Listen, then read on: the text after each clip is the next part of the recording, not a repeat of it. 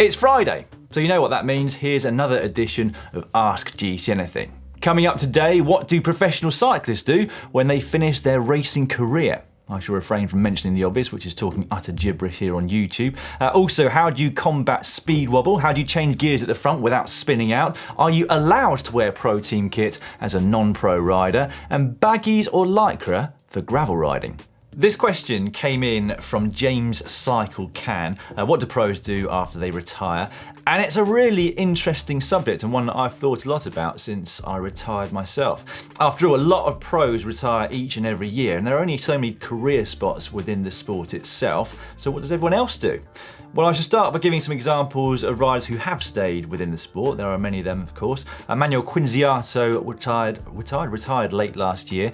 He, whilst he was racing, managed to get himself a degree in law, and he's now using that, amongst other things, as a rider agent. Greg Henderson, former lead-out man for Andre Greipel, is now the endurance performance manager at USA Cycling. Magnus Bagstedt went on to commentary, but also now is a pro bike fitter. Robbie McEwen is a commentator too, bloody good one at that, I have to say. And then Nicola Portal is now a sports director at Team Sky, and arguably he's been much more successful as that than he was as a pro rider himself. A couple of more examples from ex-teammates of mine. Ted King, well, he is still riding to a very high level. In fact, he won the Dirty Kansas race just last weekend. He now has a company called Untapped, though, which uses maple syrup basically as an energy product for athletes. And then Dominique Rollin, a Canadian rider, well, he always loved his food. Not always a great thing as a professional cyclist, but he has now used that to create bagels and beers, that's right, over in Girona. Now, onto some riders who went on to things outside of pro cycling. This is something that I asked on Twitter. I've got some incredible responses. I'll go through a few of them for you now. According to Graham Watson, legendary photographer, Leon Van Bon has followed in his footsteps and is now a cycling photographer himself. According to Phil Sheehan, Fons de Wolf, who won Milan-San Remo during his career, went on to be a funeral director, at which point William Fotheringham chimed in to say that Brian Robinson and Lucien Van Imp both worked as coffin makers. Matthew Loney then wrote and say that Roberto Vincente went into his family's undertaking business. Bit of a theme going on here. And apparently when Roberto did that, his former teammate Stephen Roach said nobody really liked Roberto when he was a rider, but now they're all dying to see him. Quite like that joke, actually. Next up, we have Sandy Kazar, who apparently has a donut shop. Aurelien Passeron is now a grower of vegetables and olives and produces his own olive oil. Marzio Bruzagin owns his own donkey farm. And then Beat Bru, winner of 2 stages of the Tour de France in the 1980s, owns a sex club. Quite a range of careers post-cycling between those lot just read out there. I would absolutely love for you to get involved in this. If you do know of an ex-pro rider who's gone on to something rather strange or ridiculous after his career or her career, let us know in the comment section down below. I think a few more videos will be coming along on this particular subject, but in the meantime, here's one we did a little while ago. 5 cycling legends, where are they now? After playing a major support role to Greg LeMond at the 1986 Tour de France, 2 years later, Andy Hampsten became the first American to win the Giro d'Italia, punctuated, of course, by an incredibly brave performance under the snow over the Gavia Pass. Our next question is about changing gears, and it came in from Paul Endersby. What's a good method for transitioning from the big ring to the small ring without spinning out? This is really a kind of it depends question, but the thing with changing gears, and particularly front chain rings, is it's all about foresight and predicting when you're going to want an easier or a harder gear.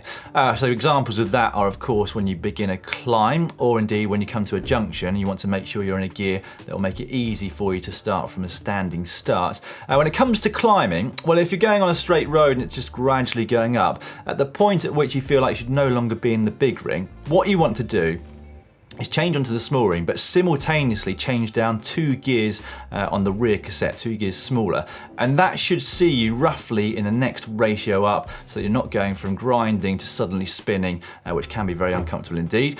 Conversely, if you're on a flat road or a downhill going particularly fast and you've got a dead turn into a steep climb, what you want to do then is go from the big ring into the small ring, whilst also changing to bigger rings on the back, 1 or 2, so that you can get on top of your gear immediately as soon as you start your climb. Really though, this is something which will come with practice and experience on the bike. It soon does become second nature. Certainly has for me over the years. In fact, some of Shimano's Di2's latest equipment from Dura-Ace kind of does it for you. So when you change chain rings on the front, it will move the rear derailleur in accordance to where it thinks the next ratio is, which is pretty great for someone new to cycling, but if you've been into it a long time like I have, quite disconcerting because I'm not expecting it to happen. Anyway, with more information on when and how to change gears, we have some help on hand from Cy and Matt. Check out this next video. So now you know what lever does what. When should you be using them? Well, for the vast majority of the time, you will be using your right hand to change gears at the back. Rapid fire round now, so I should be as quick but as concise also as I possibly can be. First question comes in from Afek Steinberg. I'm considering changing to an oval chainring and I've wondered, are they harder to pedal? Should I get the same size chainring that I'm currently using? Well, Afek, why would you want to get an oval chainring if you think it might be harder to pedal? And the whole idea of them is that they should be easier to pedal because the design allows you to go through the top and bottom part of the pedal stroke here, which is called the dead spot, a bit quicker so that you're then back onto the pushing down using your larger muscles far quicker on each pedal revolution.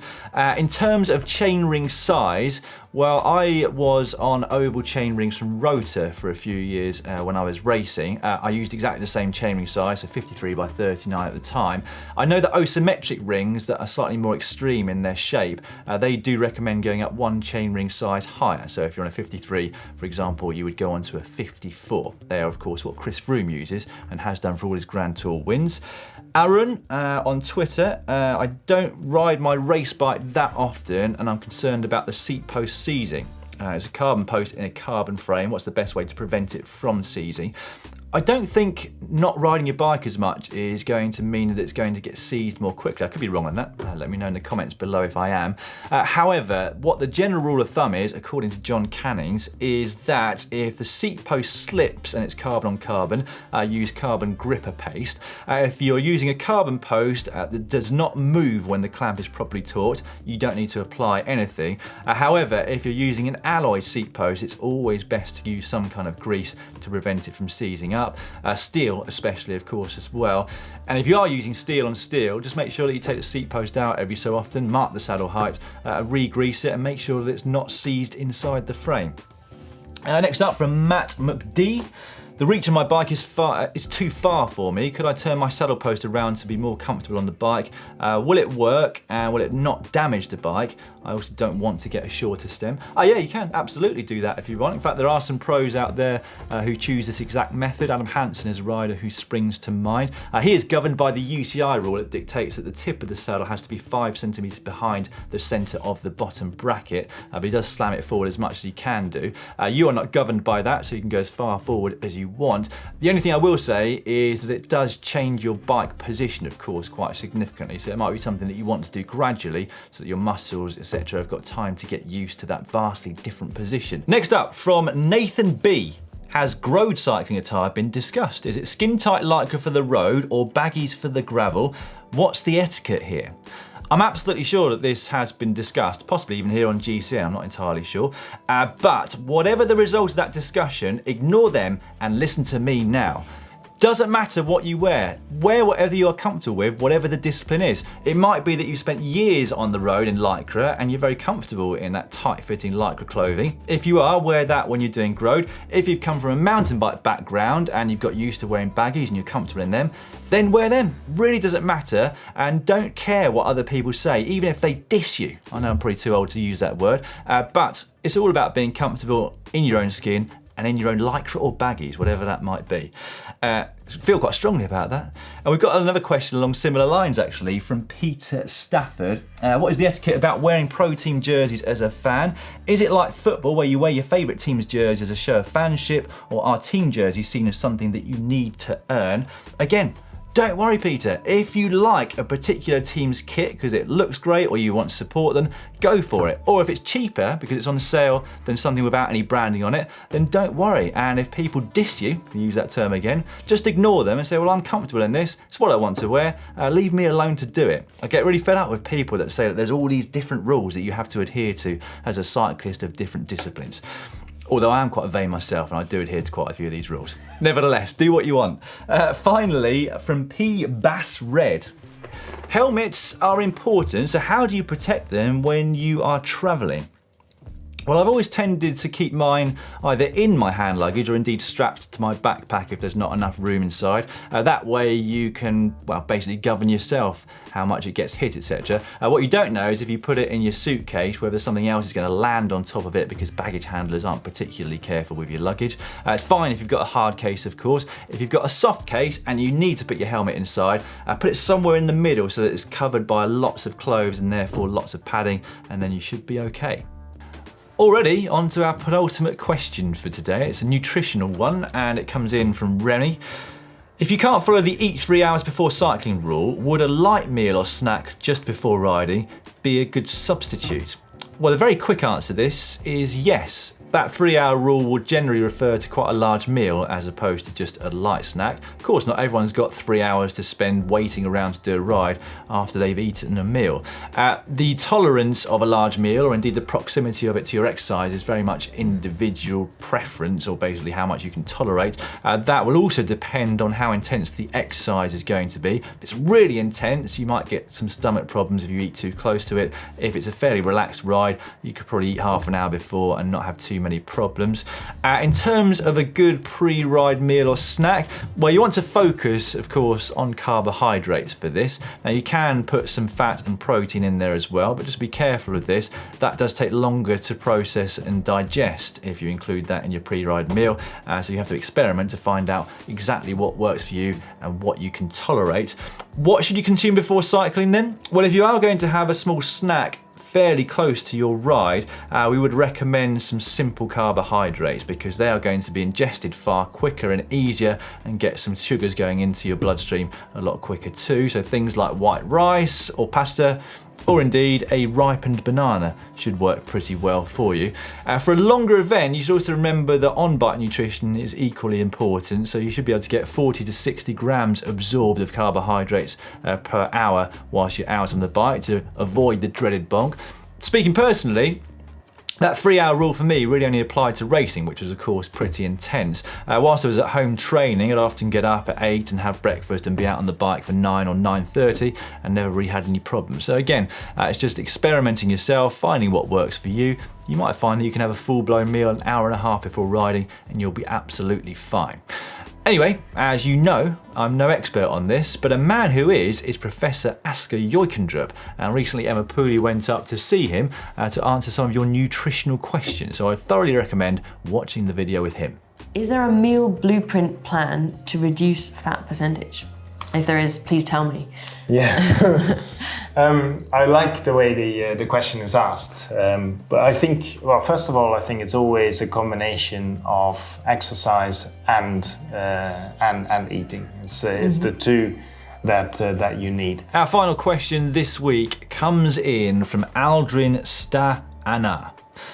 Why, when I'm in a descent, I always experience my front wheel shaking around at around 50 kilometers per hour? What's the cause of the shaking, even if my wheel sets are completely true? Well, first of all, we all experience this, and I have a massive degree of sympathy because it's so scary when that happens to you because, as you point out, you are generally going at high speed.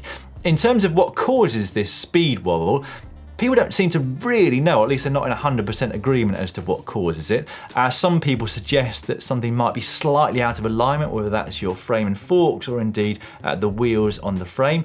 Some people say that you distributed your weight wrong, too far back, not enough weight on the front end, which allows it to start snaking about there. Some people say that your top tube might not be stiff enough and therefore you've got almost a pivot around your seat tube. In terms of what you do once you get speed wobble, the first bit of advice is to stay relaxed. Much easier said than done, I know, when you're basically kind of pooing your pants, basically, when you might hit the deck at 60 kilometers an hour. Not a nice prospect. But if you stiffen up, it's only going to make the problem even worse. Think about your weight distribution on the bike, so it's fairly evenly distributed between the front and the rear end. One thing that you can apparently try is getting out of the saddle slightly and putting the crank in the downward position, so the 6 o'clock position, and placing your weight through there. That removes that pivot point around the seat tube. Don't be afraid to brake. You can pull them on in a controlled manner to try and slow yourself down, but don't grab them and try to do an emergency stop because that can flip you off the bike. All suggestions for now, but we have got a lot more detail on what might be causing speed wobble and how you can deal with it if you do experience it in this next video with myself and Cy Richardson. Now, related to this is the possibility that actually the front end of your bike, or more specifically the top tube, just isn't stiff enough. Now, that's something that's going to be felt more keenly by heavier riders, or those of us that perhaps might sit with too much weight over the back of the bike, so not enough weight over the front wheel. Well, that's all for this week's Ask GCN Anything. We will, of course, be back at the same time next week on a Friday evening UK time, or Friday morning or afternoon over there in the US. If you would like to get involved with your own questions that we might be able to answer, leave them in the comment section just down below. Or if you think about them when you're out and about and away from YouTube, but have access to social media, use the hashtag talkback and we should find them there as well. If you've enjoyed this video, give it a thumbs up down below. Subscribe if you haven't done so already by clicking on the globe, which you should be able to find on the screen now. And for more content, we've actually got part 2 of Cycling Legends. Where are they now? You can find that just down here.